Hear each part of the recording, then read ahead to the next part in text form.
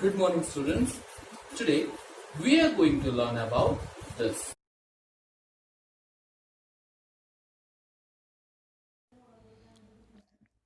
So for this, let me draw a triangle. Okay. So here the ABC is a triangle with the sides AB, BC and AC. Let us find the midpoint of the triangles. So the midpoint of BC is named to be D. The midpoint of AC is named to be E and the midpoint of AB is named to be F. Now I wish to join the respective midpoint to the opposite vertex. Since here is BC, the midpoint is D, the D will be joined to A. Similarly, B will be joined to E and C will be joined to F. Now have a look. All these lines are intersecting each other at one point. As you can see here, I will name this point as G. Okay, so you can look at the figure. Each of these lines are called the median. So simply we can define a median is the line segment joining the midpoint of one side of a triangle to the opposite vertex. In simpler words, if a line joins the vertex of a triangle to the midpoint of the opposite side, it is called the median. Similarly, all the three medians intersect each other at one point, which always lie inside the triangle. Okay, so this point is known as the centroid. Here G is called the centroid. This is all about medians. You can check whatever the triangles we can do. Let me adjust.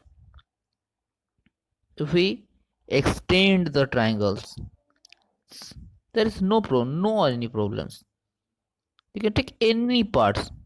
Look here. But still the points are constant. There is no any changes. Okay, this is what the things happens. If we make it a right triangle, the median is also here. If we make it an obtuse triangle, still the medians are here. So there is no change. The medians always in. Next, we will study about the altitude of the triangle. For this, the same part. Let us draw a triangle first. And in the triangle ABC, let us draw a perpendicular line from the opposite vertices.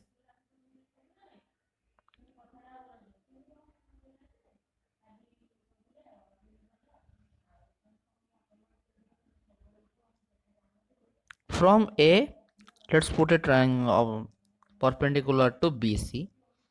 From B, let's put a perpendicular to AC. From C, let's put a perpendicular to AB. Now have a look. As you can see, all these things, all the altitudes of this triangle are intersecting at one point. This point is known as the orthocenter. So in simple words, as the median, we can write the perpendicular line drawn to the opposite side from the opposite vertex in a triangle is called perpendicular the perpendicular line, which is called the altitude. And the point of intersection of all the altitudes is known as the orthocenter. Now let's see whether it happens in case of all other triangles or it is true for only one. Let's make it a right angle triangle. Look, in case of a right angle triangle, the altitudes are AB, BC, and if we put a point here, then you can say BD. Okay, so you can get the orthocenter of the right angle triangle lies on one vertex. The vertex will be the 90-degree vertex. The vertex at which we have the 90-degree angle. Similarly, if we change, let's make it the obtuse triangle. Look here. In case of an obtuse triangle, look at the orthocenter. It lies outside. So, in case of obtuse angle triangle, the orthocenter lies the outside of the triangle. Look at the point.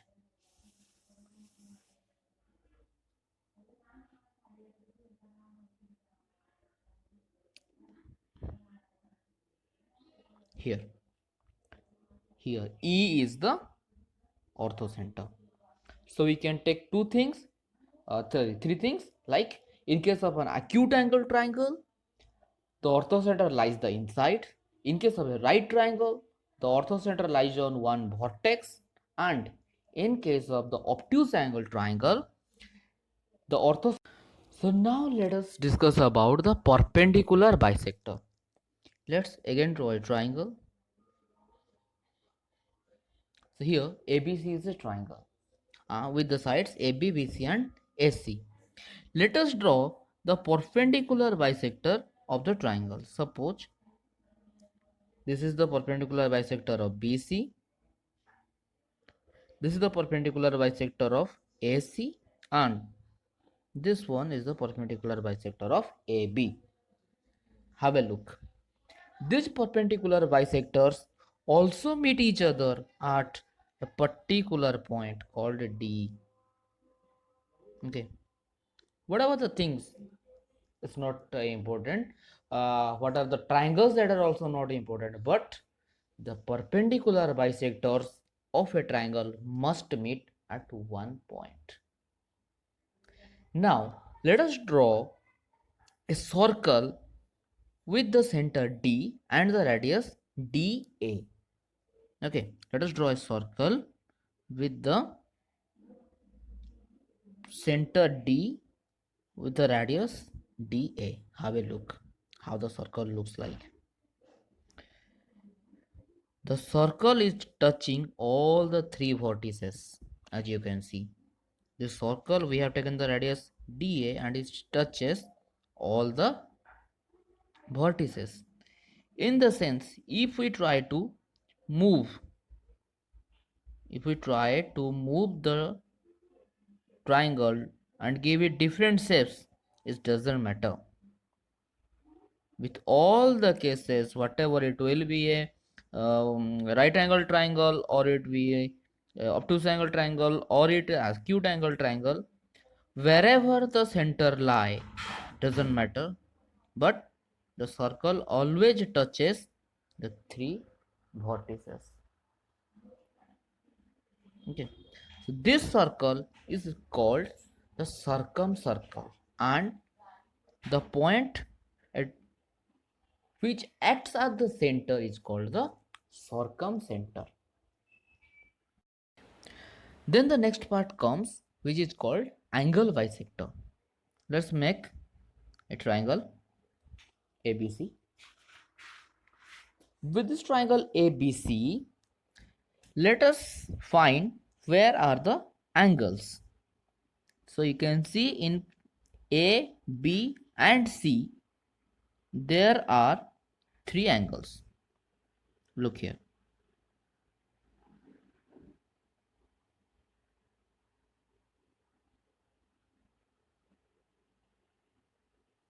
Here is the angle.